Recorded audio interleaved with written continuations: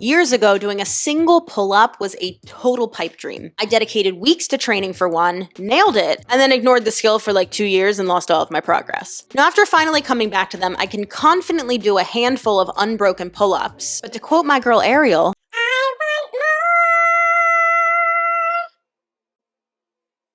in today's video, I'll take you through an entire month of training where I'm solely focused on doubling the number of pull-ups that I can do. So you know what that means. We gotta test our starting point. So last week I did an at-home workout and I just tested how many overhand pull-ups I could do in a row, and my max number was 6. So that means if I want to double my amount of pull-ups in a month, we are aiming for 12 unbroken overhand full ass pull-ups. Really quickly, so we all understand the difference between chin-ups and pull-ups. Chin-ups is going to be an underhand grip. Pull-ups are traditionally an overhand grip. We can also say neutral grip pull-ups, which is going to be that neutral grip. The main difference here is that traditionally chin-ups are a little bit easier for people to access because you are going to use more of your forearm and your bicep. With an overhand grip, we are utilizing primarily the back, and then with a neutral grip, we get a little bit of both. Now here's the deal. All of these variations are hard, so I don't really care which one you do. For the sake of this video though, because anytime I say pull up and then I show a chin up, people lose their goddamn minds. We're gonna make this all about pull-ups. So let's talk about my pull-up specific split during the week. I'm gonna practice my pull-ups 3 times a week in 3 different ways. First up, I'm gonna be working on banded pull-ups. This is actually already programmed in my current upper body workout, and the goal here is to get a lot of specific vertical pulling volume without the limiting factor of, not having enough strength to do those reps without assistance. I'm gonna take a second day where I work on weighted pull-ups. So this is gonna be lower rep. We're aiming for 3 sets of 2 to 5 reps, giving me 6 to 15 total. And this is a strategy where we're basically overloading the movement so that ideally when we ditch the weight, we're able to perform more reps. And then finally, we're gonna do a day of cluster sets. So this is going to be even higher volume than the banded pull-up day, but without assistance. And we still wanna be working sub-max within our actual working sets. So this is gonna be 3 sets of 3 to 4 reps, and we're gonna do this 3 times. So essentially, we're gonna perform 3 to 4 pull-ups, rest for about 30 seconds. 3 to 4 more pull-ups, rest for 30 seconds. 1 more time, 3 to 4 pull-ups, and then fully rest for 2 minutes. By taking these micro breaks, this is gonna give us a chance to build up some more volume with pull-ups without being too fatigued by doing them all in a row. Hello, everybody. We're gonna do some weighted pull-ups. 10 pounds right up the crotch. We're aiming for 1 to 3 reps. So this is our sub-max effort right here. Let's do it.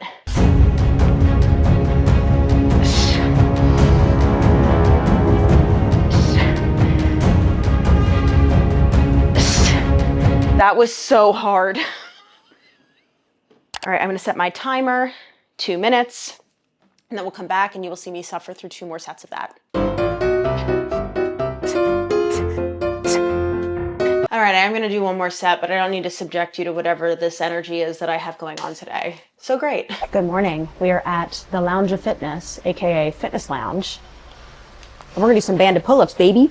You were on the highest level of my tripod. I'm terrified it's gonna just splat. So like we already talked about, these pull-ups already happen to be in my own programming, so I just filled in the blanks around it. But today is our high volume day, meaning we wanna get a ton of reps with as little resistance as possible. So I'm gonna place this guy right around here. Another option I'll show you in a moment, because I just realized this is perfect height. You can also bring your band around these J hooks on the bar. But most common method, I'm gonna put my foot inside, overhand grip. We cross the legs, tuck the hips under for some support from the core, big exhale to pull.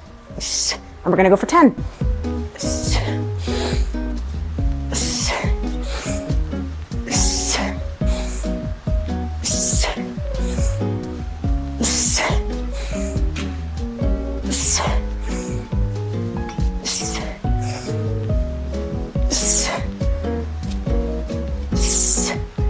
Easy, probably too easy. I'm gonna see if I can use a lighter bar or lighter band for my next 2 sets. But let me show you really quickly another way that you can hook this band on. So another option is to actually, this J hook is on the wrong side. Hold on. Take 2. So you can actually take your band around the J hooks here and perform your pull-ups by standing right on this guy. This is already set up, so let's just do set number 2 right here. Overhand grip, feet are on top, tuck the hips under. So we really wanna make sure, this is actually harder, this is good. that we're getting that hollow hold position the entire time. I gotta concentrate.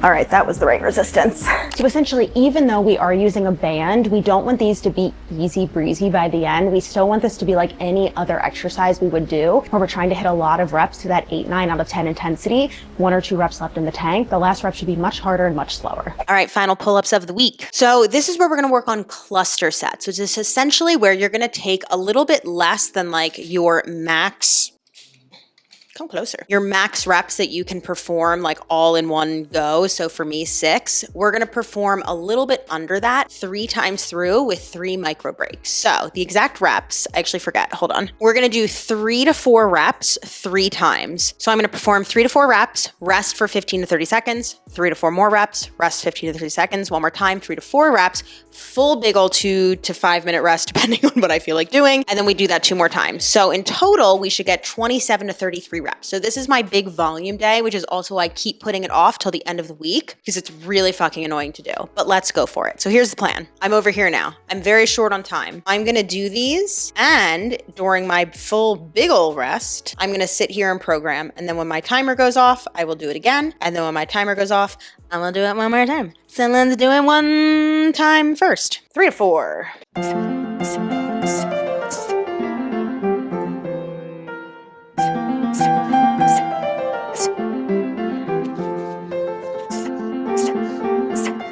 All right, big ol' rest. Now we program.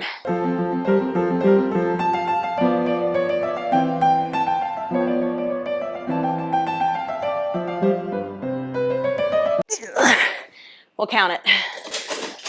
Hello there. We are 4 weeks into this journey. Well, technically 5, but I got sick on week 3, so I didn't get to do any pull-ups.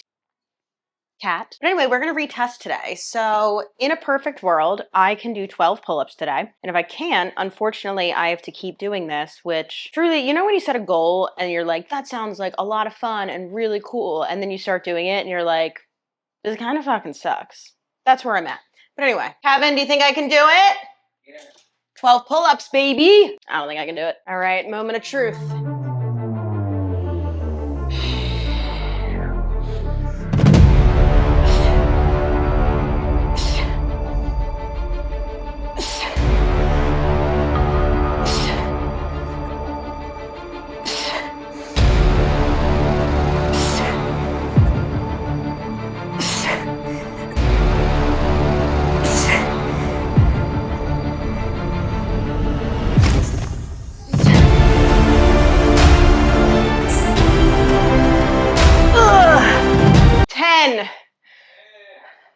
It's not 12.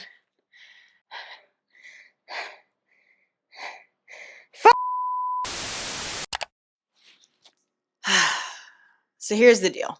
It has been about a month since that last clip, and I ended up quitting. You know, this video definitely did not turn out how I thought it was going to. I really wanted this to be like a video about good programming and showcasing a fun goal. And while I did definitely get like some impressive results, it wasn't technically the goal that I set out for. But I just have to tell you, after like the volume of pull-ups that I was doing over 4 or 5 weeks or however long it was, I was so burnt out on them. And I really tried. I went through a whole other week of my 3-day pull-up split, but I just didn't want to do it anymore. So instead of forcing myself to keep going for the sake of a YouTube video, I said, it's good enough. Sometimes you'll start something and you'll just realize it's not necessarily a good fit and you just need to move on. You don't always need to see through every little thing that you start in life. God, if that was the case, we would still all be playing whatever instrument our parents let us pick out in 5th grade to start learning how to play. Mine was the alto sax, by the way, and I was terrible. But to tie it back into fitness, you can absolutely think you want to do something or accomplish something or learn something and then realize you don't actually care that much about it. So really the takeaway of this video is not to embolden those of you who program hop after like a few sessions or a week of doing something. It's not to embolden the people who never do upper body day because they don't necessarily really like it. It is simply to say that you might set a goal, lose steam, and then ditch it.